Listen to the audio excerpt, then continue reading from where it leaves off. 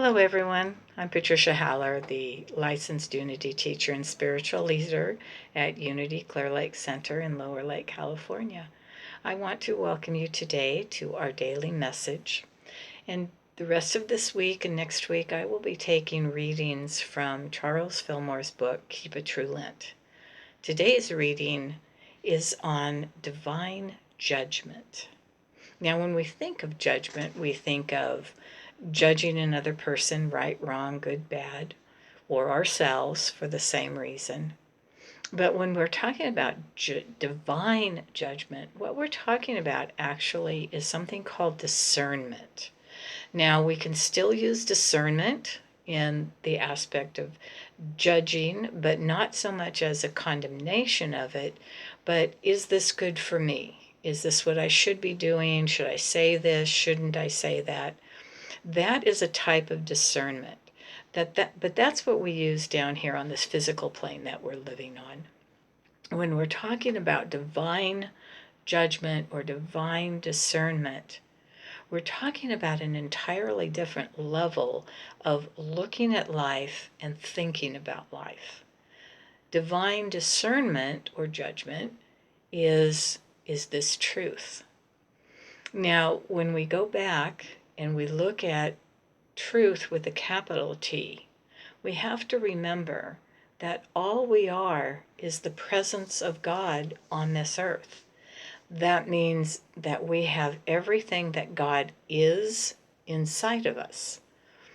God is health, God is wealth, God is joy, God is love, God is all of that and so much more. So if we have that energy of God flowing in us and as us and through us, that means that in truth, with a capital T, all there is health, prosperity, love, life, oneness with all things.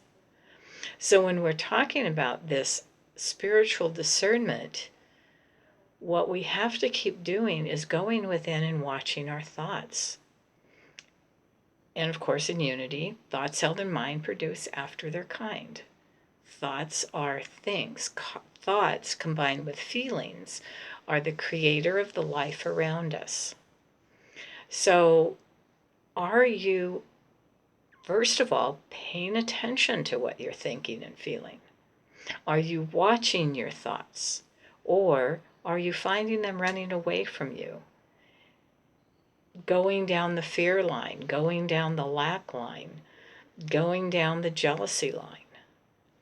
Or are you truly listening to yourself and going, but that's not a truth? Not in capital T truth. There's only one presence and one power in the world, God, the good, omnipotent, all-powerful. We are the ones, though, that have to call on that power. We are the ones that have to sit in meditation for time. We are the ones that have to affirm it in our lives, that there is only this one presence. So if we're having thoughts of lack and limitation financially right now, is that a truth? Or is it just what appears to be a truth?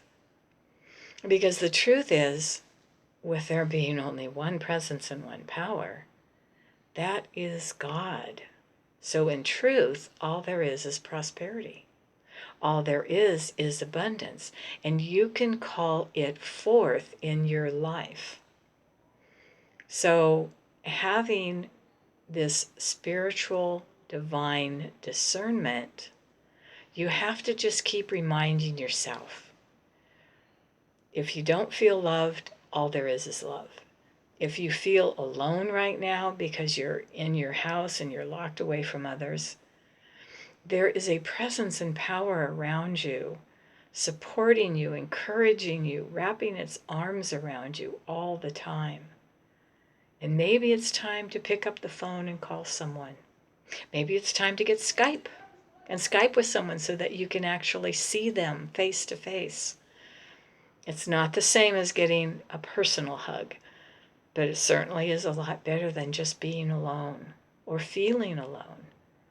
If you are feeling down or you're feeling depressed, maybe it's time to call on that source, the force of God within you, to assist you, to help you to move out of that energy. We say that thoughts held in mind create after their kind, but it's thoughts and feelings combined together. And you can say, yes, but right now I'm feeling really sad. Yes, you are feeling sad, but the I am of you can never be sad.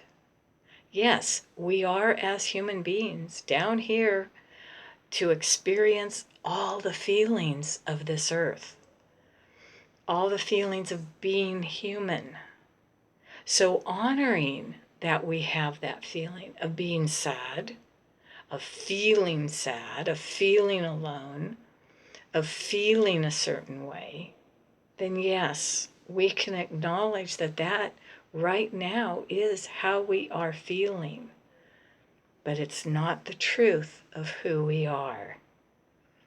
And when we can accept and acknowledge that my physical being is feeling a certain way, but the spiritual part of me could never be that way. The spiritual part of us is love, it's life, it's light, it's joy.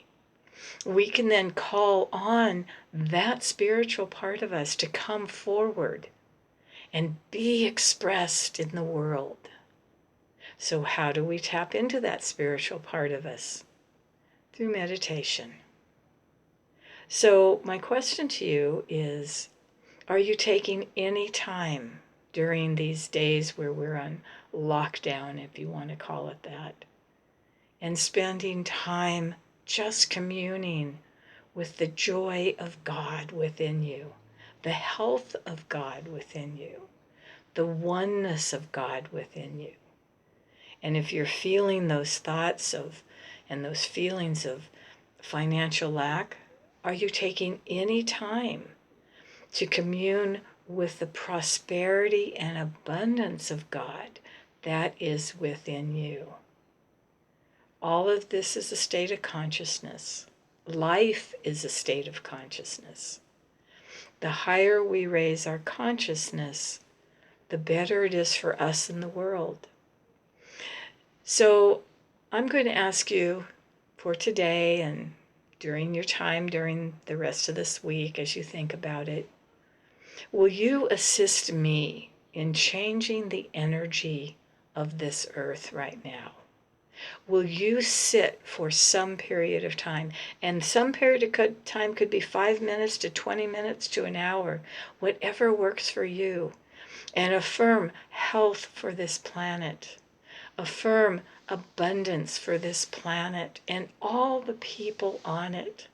See this planet and all of its people being healthy, feeling the health, feeling the abundance, being abundant. If you could join me in that, more and more of this earth would be healed so much faster. So thank you for joining us again today for this short message. We love you. We bless you. We appreciate you. And we behold the Christ in you. Have a beautiful rest of your day.